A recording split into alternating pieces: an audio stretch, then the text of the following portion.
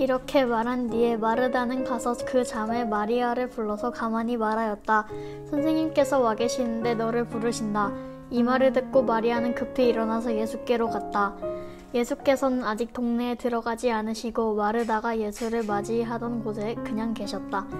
집에서 마리아와 함께 있으면서 그를 위로해주던 유대 사람들은 마리아가 급히 일어나서 나가는 것을 보고 무덤으로 가서 울려고 하는 것으로 생각하고 그를 따라갔다. 마리아는 예수께서 계신 곳으로 와서 예수님을 뵙고 그 발 아래에 엎드려서 말하였다. 주님, 주님이 여기에 계셨더라면 내 오라버니가 죽지 않았을 것입니다. 예수께서는 마리아가 우는 것과 함께 따라온 유대 사람들이 우는 것을 보시고 마음이 비통하여 괴로워하셨다. 예수께서 그들에게 물으셨다. 그를 어디에 두었느냐? 그들이 대답하였다. 주님, 와보십시오. 예수께서는 눈물을 흘리셨다. 그러자 유대 사람들은 보시오. 그가 얼마나 나사로를 사랑하였는가 하고 말하였다. 그 가운데서 어떤 사람은 이렇게 말하였다. 눈먼 사람의 눈을 뜨게 하신 분이 이 사람을 죽지 않게 하실 수 없었단 말이요? 네, 여러분, 오늘 우리가 함께 나눌 말씀은 요한복음 11장 28절부터 37절까지의 말씀입니다. 네, 오늘 본문은 예수님이 사랑하시고 예수님과 친분이 있었던 나사로가 죽는 이야기입니다. 근데 그 죽음 가운데 예수님은 이미 마르다에게 오늘 본문 앞에 보면 부활의 메시지에 대해서 이야기를 하셨습니다. 그리고 그 부활의 메시지는 마르다에서 마리아에게로 전해졌을 것입니다.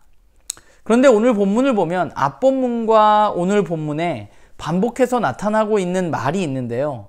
그게 뭐냐 하면 주님께서 여기 계셨으면 우리 오빠가 죽지 않았을 거라는 거죠. 그게 마르다에 의해서 마리아에 의해서 거기에 모인 사람들 세 번에 대해서 반복해서 공통적으로 나타납니다. 주님이 여기 있었으면 죽지 않았을 것이라는 것입니다.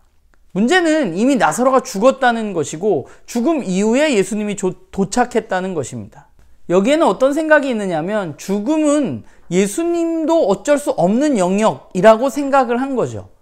죽기 전에 오셨으면 좋았을 텐데 이젠 죽어서 아무 소용없다고 생각한 겁니다. 이 세상을 지배하는 악의 영이 가장 이 세상을 지배하는 강력한 무기로 사용하는 것이 바로 죽음입니다. 죽음은 모든 이들을 두렵게 하고 예수님을 바라볼 수 없게 하는 그런 것이 바로 죽음이죠.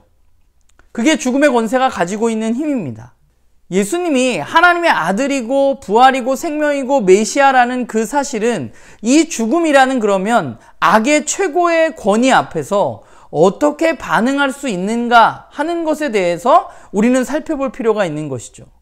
예수님이 부활이고 생명이시라면 이 죽음이라는 권세 앞에서 예수님은 어떻게 하실 것인가 하는 것입니다. 오늘 본문에 나와 있는 어느 누구도 예수님이 이 죽음의 권세를 넘어설 수 있을 것이라고 생각하지는 않았습니다. 죽음 앞에서는 아무리 예수님이라도 아무 일도 하실 수 없을 것이라고 생각했던 거죠. 병은 고치실 수 있지만 죽음은 어쩔 수 없다고 생각한 것입니다. 예수님이 주시겠다고 약속하신 그 영원한 생명이 이 죽음 앞에서는 아무것도 아닌 것처럼 여겨지게 되는 것이죠. 그런데 오늘 본문에 보면 예수님은 그런 그들을 바라보면서 비통해 하시고 불쌍히 여기셨다고 말하고 있습니다. 33절에. 왜 예수님은 그러셨을까? 왜 예수님은 그들을 바라보면서 비통히 여기시고 불쌍히 여기셨을까?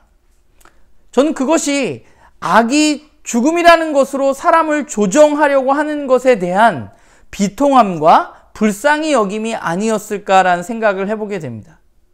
죽음을 함께 슬퍼할 수밖에 없는 인간의 실존적인 모습 앞에서 예수님은 아파하시고 비통해 하셨습니다. 죽음 앞에 연약한 인간의 모습을 예수님은 바라보시고 그 모습 가운데 슬퍼하셨던 것이죠. 그러나 예수님으로 인해서 이제 새로운 세상이 시작되었습니다. 모두가 죽음 앞에서 메시아이신 예수님도 아무 소용이 없다고 탄식하고 있었지만 그분은 이 죽음의 권세까지도 이기실 수 있는 분입니다. 그분은 그저 인간의 이 아픔과 고통에 눈물만 흘리면서 슬퍼하고 비통하는 것으로 끝내시는 분이 아니라 이제 그분은 죽음의 권세 앞에서 그리스도의 권세가 무엇인지, 하나님의 다스림의 권세가 무엇인지 보여주실 것입니다. 오늘 본문을 보면서요, 세상의 권세는 언제나 늘 죽음이라는 것을 이용합니다. 힘이 있는 자들에게 굴복하는 이유는 힘이 있는 자들이 죽음이라는 도구를 통해서 사람들을 압박하기 때문입니다. 그만큼 죽음은 인간에게 두려운 것입니다. 사람들은 죽음 앞에서 절망하고 죽음 앞에서 슬퍼합니다. 그리고 죽음 앞에서는 무엇도 그 죽음을 넘어설 수 없을 것이라고 생각합니다.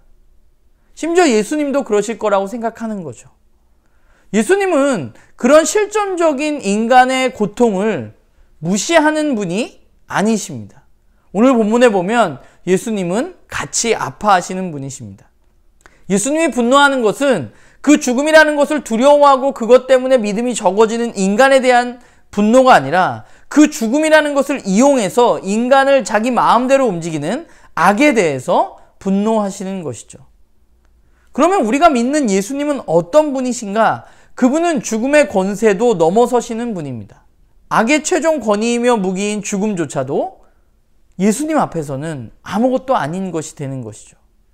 그분이 바로 저와 여러분이 믿고 있는 예수님이십니다. 이제 우리는 오늘 본문에 나와 있는 사람들처럼 주님이 계셨으면 죽지 않았을 텐데 이렇게 탄식하지 않아도 됩니다. 왜냐하면 우리에게는 새로운 소망이 있기 때문입니다.